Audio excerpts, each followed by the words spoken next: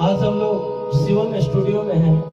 सौरभ सिंह, आज हम लोग नीरज भैया के स्टूडियो में उपलब्ध हैं और ऐसी बातों ही बातों में कुछ गाने बजाने का भैया लोगों ने बोला, कुछ अगर हम लोग आए तो थोड़ा बहुत कुछ हो जाए एंजॉय। नीरज भैया हैं और साथ में मुकेश भैया और आप सबका प्रिय सौरभ सिंह। तो एक ऐसी छोटा सा कुछ भाव हो जाए आप लोगों के बीच। जरूर जरूर।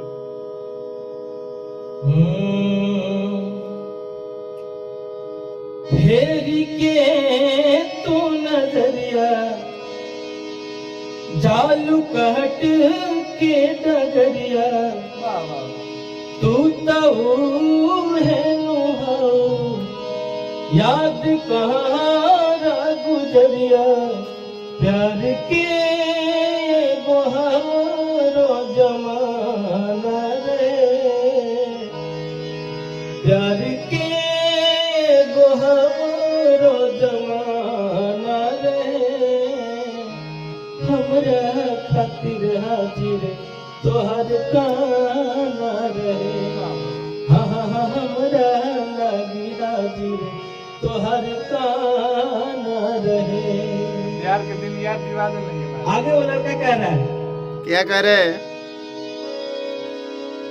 दूगो शरीर रहे एक ही को जान हो, एकर गवाह बने पूनम के चान हो।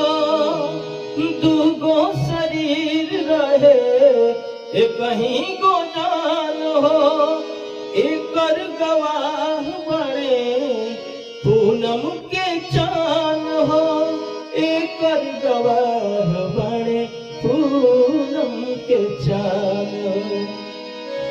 उहे तोता उहे मैना काहे फेरा तारू मैना, उहे तोता उहे मैना काहे फेरा तारू मैना।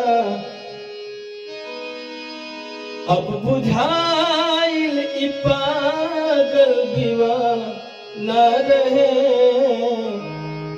हमरा लगी हाजिर तोहर काना रहे, हाँ